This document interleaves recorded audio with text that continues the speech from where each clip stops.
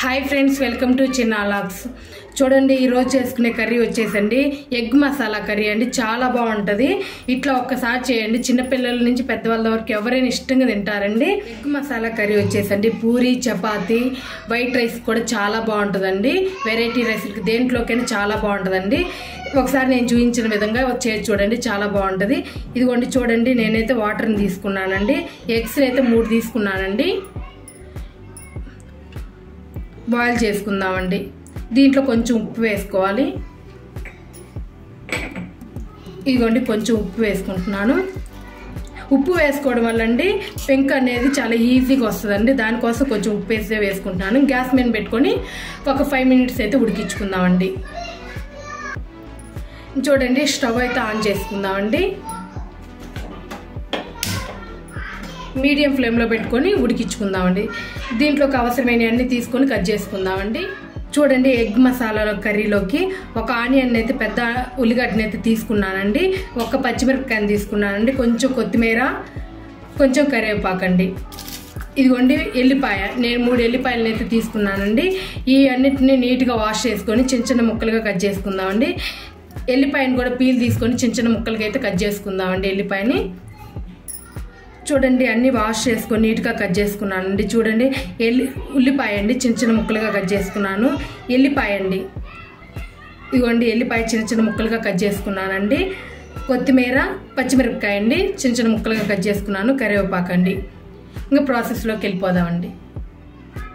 చూడండి, egg masala curry కోసం అయితే నేను ఒక కళాయిని అయితే పెట్టుకున్నానండి. కళాయి హీట్ చేసుకుందామండి. స్టవ్ ఆన్ చేసుకుందాం. చూడండి, స్టవ్ అయితే ఆన్ చేశాను. కళాయి హీట్ చేసుకుందామండి. కళాయి అయితే హీట్ అయింది. 2 స్పూన్స్ ఆయిల్ వేసుకోవాలండి.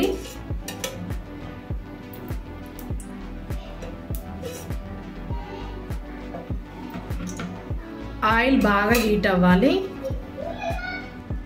చూడండి, ఆయిల్ అయితే బాగా హీట్ అయిందండి. కొంచెం సోంపు అండి, ఒక 1/2 స్పూన్ సోంపు, చిన్న చిన్న ముక్కలుగా కట్ చేసుకుని ఎల్లిపాయ ముక్కలండి.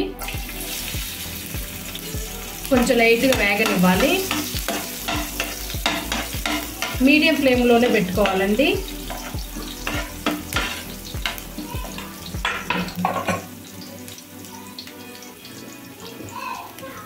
కట్ చేసి పెట్టుకున్న పచ్చిమిరపకాయ ముక్కలండి.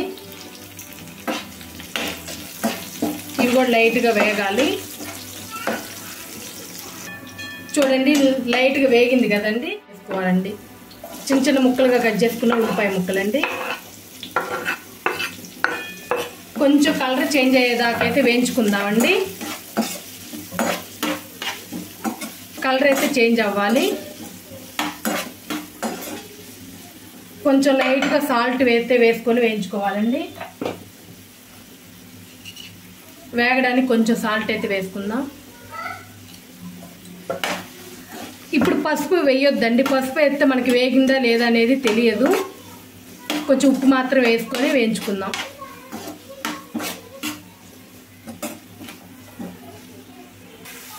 చూడండి, కొంచెం కరివేపాకు,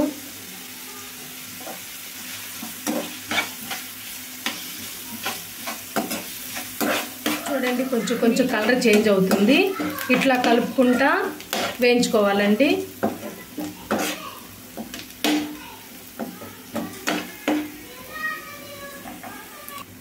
చూడండి, లైట్గా కలర్ చేంజ్ అయింది. ఒక 1/2 స్పూన్ అయితే అల్లం వెల్లుల్లి పేస్ట్ వేసుకుందామండి. అల్లం వెల్లుల్లి పేస్ట్ కూడా పచ్చివాసన పోయేదాకా బాగా వేయించుకోవాలి. చూడండి, అల్లం వెల్లుల్లి పేస్ట్ కూడా పచ్చివాసన పోయిందండి. మసాలాలు 1 by 1 వేసుకుందాము. కొంచెం పసుపు అండి. చూడండి, కొంచెం పసుపు, కొంచెం సరిపడా కారం అండి. పచ్చిమిరపకాయలు వేసామండి. కొంచెం చూసుకొని కారం వేసుకుందాం. బాగా వేయించాలండి. గరం మసాలా అయితే 1 స్పూన్ నిండా వేసుకుందామండి. చూడండి, గరం మసాలా ఒక సెకండ్ పాటు ఇట్లా వేయించుకుందాం. చూడండి, అన్ని మసాలాలు వేసుకున్నాం కదండి. 1 చుక్క వాటర్ పోసుకుందామండి. ఎక్కువ పోసుకోవద్దండి. 1 చుక్క. మూత పెట్టుకొని బాగా ఉడికించుకుందామండి. ఇదిగోండి కొంచెం ఉప్పు వేసుకొని మూత పెట్టి ఉడికించుకుందామండి.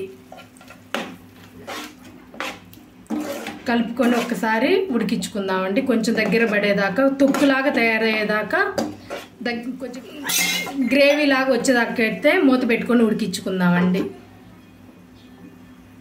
చూడండి, ఎగ్స్ అయితే బాగా ఉడికాయండి.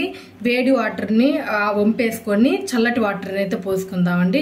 1 నిమిషం పాటు చల్లటి వాటర్లో ఉన్నట్లయితే పెంకు అయితే బాగా వస్తుందండి. పెక్కు చల్లటి వాటర్ పోసుకుందామండి. చూడండి, వేడి వాటర్ని అయితే వంపేసి చల్లటి వాటర్ని అయితే పోసుకున్నానండి. చూడండి, ఇట్లా పెంకు అయితే తీసేసుకుందామండి. 3 ఎట్లకి ఇట్లా తీసేసుకుందాం. ఎంత నీట్గా వచ్చిందో తొక్కి అనేది, కొంచెం కూడా వేస్ట్ కాకుండా అట్లా ఉప్పు వేసుకొని ఉడకబెట్టుకున్నట్లయితేనండి అసలు కొంచెం కూడా వేస్ట్ కాకుండా నీట్గా వస్తుందండి. ఇంకా చిన్న చిన్న ముక్కలుగా కట్ చేసుకుందాం. లోపల ఉన్న పచ్చది మడుకు పక్కన పెట్టేసుకొని నీట్గా కట్ చేసుకుందామండి.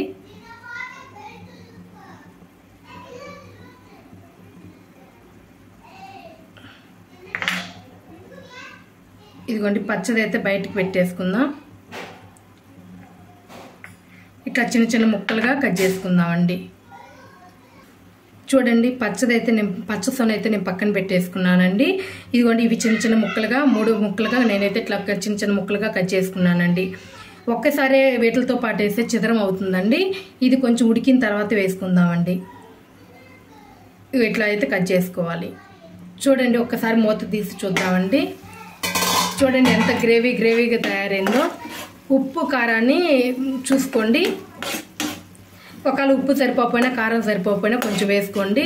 ఇప్పుడు ఉడికిచ్చిన ఎగ్ని అయితే వేసేసుకుందామండి. చూడండి, ఎగ్ ముక్కల్ని అయితే వేసేసుకుందాం. ఒక్కసారి కలుపుకోవాలి.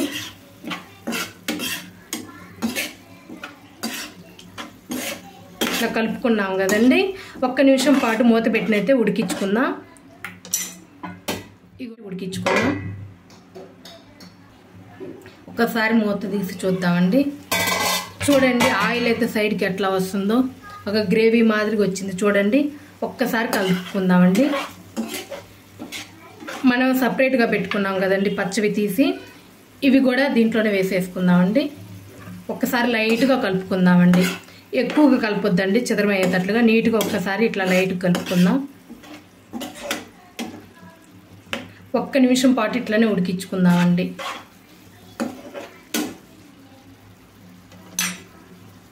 ఒక్క నిమిషం పాటు మూత పెట్టి ఉడికించుకుందామండి.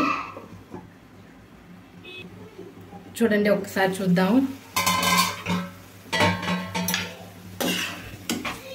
ఎంత పర్ఫెక్ట్గా రెడీ అయిందో. చూడండి, కొంచెం మిరియాల పొడి వేసుకుందామండి. 1/2 స్పూన్ కండి, 1/2 స్పూన్ వేసుకోండి. 1/2 స్పూన్ మిరియాల పొడి అండి. ఇవ్వండి, మిరియాల పొడి 1/2 స్పూన్ అయితే వేసుకున్నాను. మనకైతే ఎగ్ మసాలా కర్రీ అయితే రెడీ అయిందండి. చూడండి ఎంత బాగుందో. కొంచెం కొత్తిమీర వేసుకుందామండి. చిన్న చిన్న ముక్కలుగా చేసుకున్న కొత్తిమీర అయితే వేసుకుందామండి. చూడండి, ఒక్కసారి కలుపుకుందాం. చూడండి ఎంత పర్ఫెక్ట్గా రెడీ అయిందో. ఇట్లా ఉంటే సరిపోతుందండి. గ్యాస్ ఆఫ్ చేసుకుందామండి. నేనైతే స్టవ్ ఆఫ్ చేస్తున్నానండి. ఇట్లా ఎగ్ మసాలా కర్రీని ఒక్కసారి చేసి చూడండి, చాలా బాగుంటుందండి. ఇదే విధంగా రైస్లో కానీ చపాతీ పూరి దేంట్లోకైనా చాలా బాగుంటుందండి. ఈ వీడియో కనుక నచ్చినట్లయితే లైక్ చేయండి, షేర్ చేయండి, కామెంట్ చేయండి. Please subscribe my channel. Thank you friends.